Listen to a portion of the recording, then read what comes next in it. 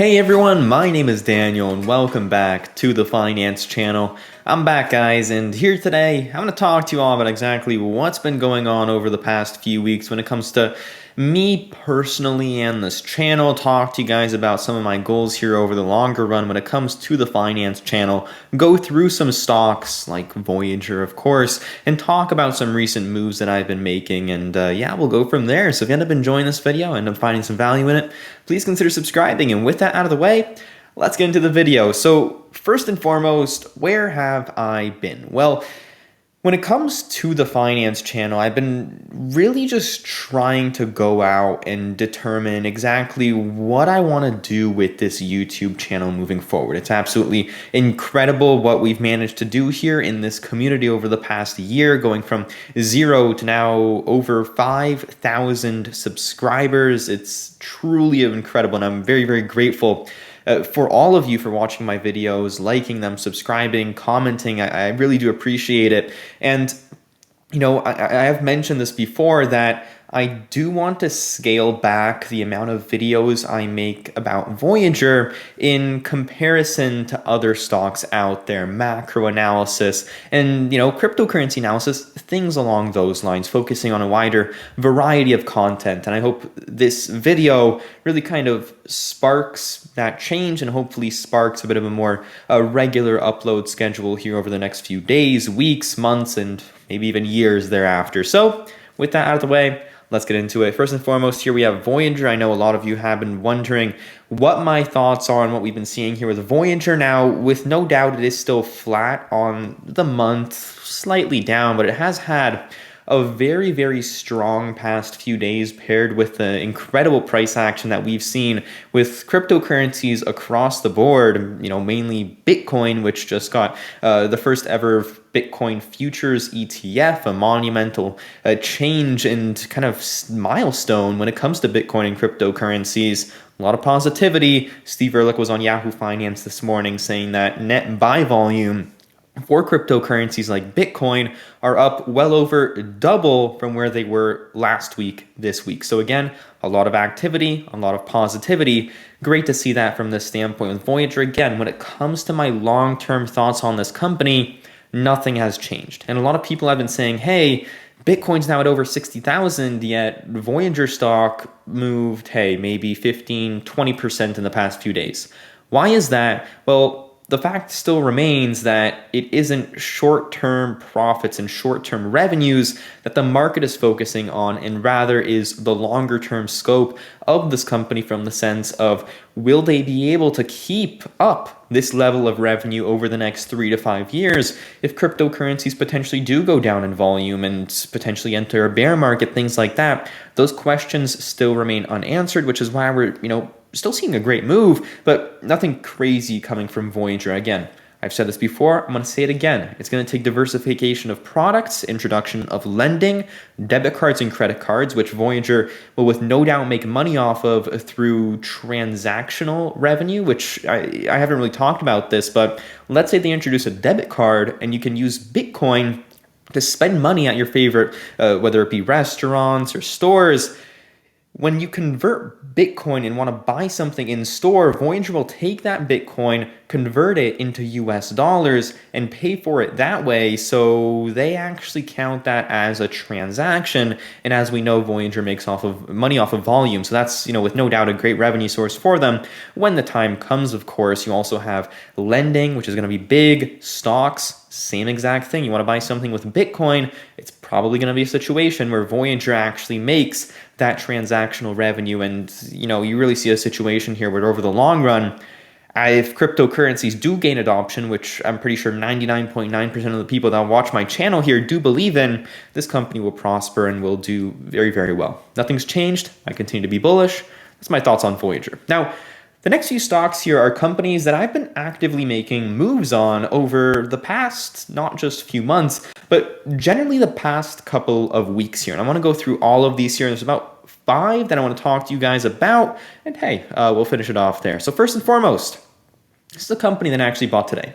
And it's very interesting, and unlike anything that I've really bought in the past, it's Discovery. And if you don't know, if you don't know what this is, It's the Discovery Channel. They own so many different stations, whether it be, nature channels or a variety of different content. Obviously, relatively niche from that perspective. They also do own some news outlets, things like that. But it's a very strong brand in a very strong space. Very steady profits and cash flows, and they've done great for themselves over the past few years. But I'm not really buying Discovery for their current business. It's mainly for what's about to happen here over the next year. If you don't know, Discovery is going ahead and merging with HBO, right? The streaming platform, one of the biggest in the world. Discovery coming with kind of pairing with them. And when I look at this merger here and the potential for direct to consumer with Discovery's current business and then the merged business of HBO, which has been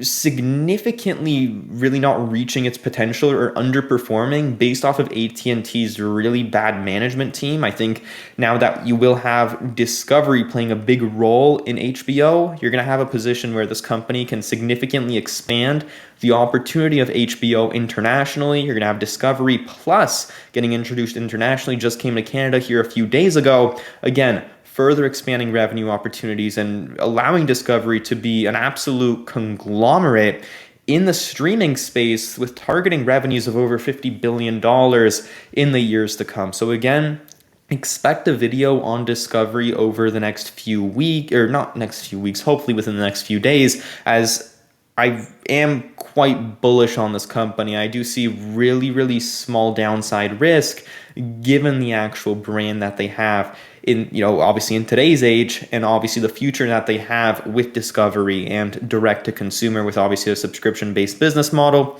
That's my thoughts on Discovery. It's obviously gone down tremendously over the past, not just few months, but really the past year, ever since this merger was announced, and ever since you had that massive firm that had, a lot of their holdings in Discovery, not able to make a margin payment, and a lot of things about, I'm not going to cover that in this video. If you want to check it out, just type into Google Discovery March crash or something like that and it'll come up. Either way, I'm excited about this one. Expect a video in the coming potentially days. Now, next, Hims and Hers. This is a company that I've actually been kind of buying on the down low for the past few months. It makes up around 3 to 4% of my portfolio. Now, this is a very interesting company in not just the telehealth, but also the pharmaceutical space, making a variety of products for potentially hair loss and sexual wellness and depression, mental health, things like that, all focused on one platform that, again, implements aspects of telehealth, being able to meet with doctors online, get your prescriptions, buy, your Hims products and get them sent straight to your door. A very, very seamless process that also focuses on a lot of products that people may feel a little bit uncomfortable talking to a person in real life about, which I think is actually a very, very interesting market.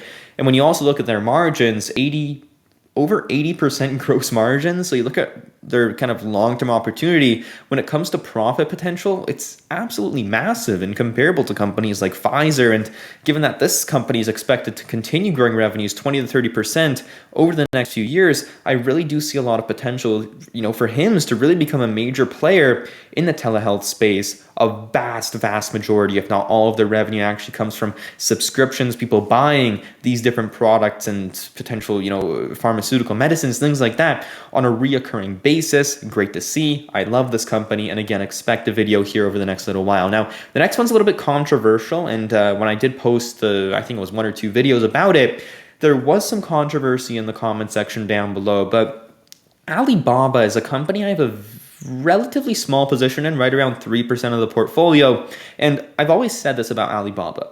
It's an incredible company with incredible fundamentals, but with that, and obviously an incredible valuation, but on top of that, you have the major risk of it being a Chinese company with potential for fraudulency within numbers, the whole VIE structure of the actual stock, how you don't actually own share of the business directly being a risk. And because of that, I've said this before, I'm going to say it again, I can't make Alibaba a major position. So with no doubt, I'm accounting for that risk. But given that people like Charlie Munger and very highly respected individuals are doubling down on Alibaba, I do have confidence in the numbers that they're producing. And as long as they continue to produce those numbers, and a lot of people are saying, hey, China may limit their growth, these guys don't actually have to grow that much to kind of sustain the valuation they have, if not even create long-term potential, just through the cheap valuation they have right now. So when it comes to Alibaba, again, small position, which is, again, accounting for that risk, which with no doubt I'm not ignoring, and it's the reason why I don't have 5, 10, 15% of my portfolio in this one stock. But other than that, it's had a great past few weeks. You're really bouncing off of the lows we've hit. Still down significantly over the past 6 months, a year. I'm up a little bit, a few percentage points on this one at this point based off of my average, but we'll see with Alibaba. I'm just going to let this one roll out. And if you have any thoughts on this, let me know in the comment section down below. But with no doubt, a more controversial stock, which again is displayed through the numbers that they have when it comes to valuation. Now, next here is Purple. This is a bit of a boring company, I guess you could say, but it's a pillow and mattress company which have really taken advantage of direct to consumer. They're growing ridiculously fast, and they really find a great way to kind of really get their marketing dollars spent very efficiently through virality and viral ads. There a bunch of Purple ads like the raw egg test on their mattresses, which have tens of millions of views. That happening just naturally, which is absolutely incredible. Again, this company has fallen significantly. It's one I've been watching for the past 1.5 to 2 years. And at this point, you actually look at their valuation trading at a forward PE of just 17.3 times 2022 earnings. You consider this company's growing revenues in the 20 to 30% range, or expected to do so over the next few years. Even if that goes down substantially, this stock presents opportunity, and I want to take advantage of that opportunity. Again, Purple, just a few percentage points of the portfolio. I may increase that over time. I still need to build conviction into this company, into the stock, but I see a lot of potential here. People like their products. It shows in the numbers. It shows in the reviews. I'm gonna feel very confident with this company here and the numbers they produce, and we'll see what happens here over the long run. But again, purely a growth to value play in this situation. The numbers make sense. I'm going to start scaling in. We'll see what happens. But again, expect a video on Purple here over the next little while. Now, the last stock I want to talk about with all of you is Corsair Gaming. $2.3 billion company involved in the gaming space. Now, this is a stock I've been talking about for roughly the past 5 months. I want to say I made my first video back in roughly June, kind of showcasing the opportunity of Corsair. Now, I always thought this stock has long-term potential if the management executes, but I've never really pulled the trigger and bought Corsair. Now, as of a few days ago, I did actually initiate a position after the stock faced some pretty big negativity because of them decreasing revenue and profit projections based off of the supply chain shortage that we're seeing right now.